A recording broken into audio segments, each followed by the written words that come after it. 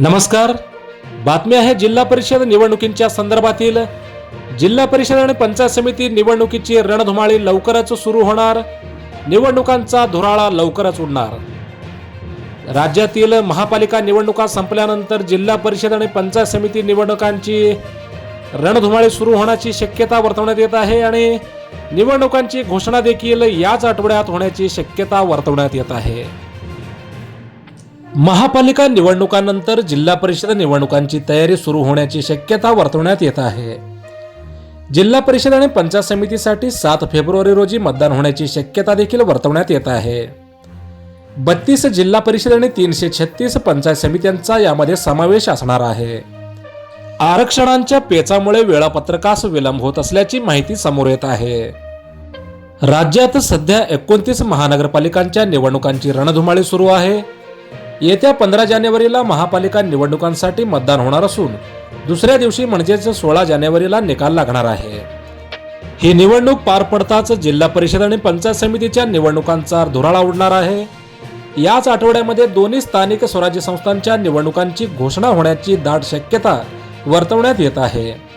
राज्य निवडणूक आयोगातील सूत्रांनी दिलेल्या माहितीनुसार या निवडणुकांसाठी पुढच्या महिन्यात 7 फेब्रुवारी रोजी मतदान होण्याची शक्यता वर्तवण्यात येत आहे.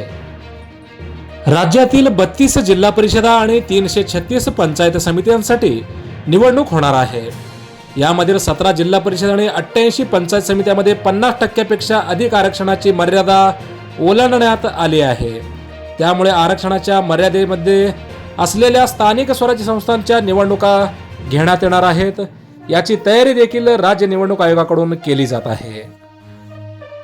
सुप्रीम कोर्टाने राज्यातील स्थानिक स्वराज्य संस्थांच्या निवडणुका 31 जानेवारी 2026 पर्यंत घेण्यात याव्यात असे आदेश दिले होते.